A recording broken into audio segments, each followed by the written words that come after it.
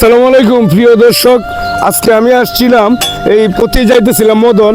তো যাওয়ার পথে দেখলাম যে এই যে সিদ্ধুরপুরের যে ভাঙ্গা ব্রিজটা ছিল, এই ব্রিজের কিছু মেরামতের কাজ চলতেছে।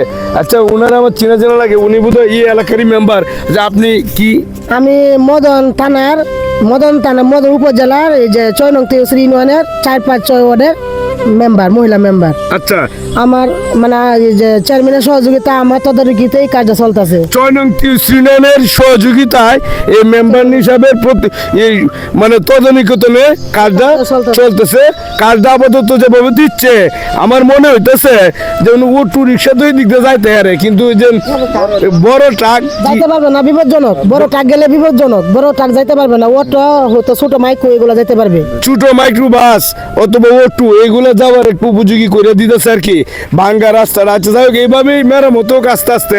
হেন্টুলি ডিজাইনের বাবা হেন্টুলি 100 বস্তা নিয়ে যেতে পারবেন না, ছোটখাটো হেন্টুলি যেতে পারবে। ছোটখাটো হেন্টুলি চাইতে পারবে।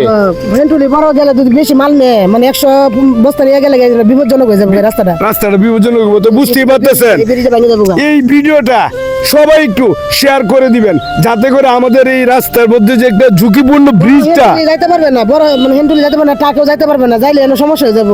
হ্যাঁ, এক কথায় মানে এই ব্রিজটা যেভাবে অচিরেই মেরামত হয়, মানুষ যেভাবে যানবাহনে সরকারের কাছে এই আবেদন, যাতে আমার এই গাড়ি ঘুরি রাস্তায় ব্রিজটা ঠিক থাকে, আমার সরকার যাতে এই ব্রিজটা করে দিতে পারে, তার কাছে আমার আকুল আবেদন। আমি একটা মেম্বার হিসাবে, কারণ আমার এই জায়গায় অনেক মানে যাতে বড় টাকা আসলে এই জায়গায় আটকে থাকে।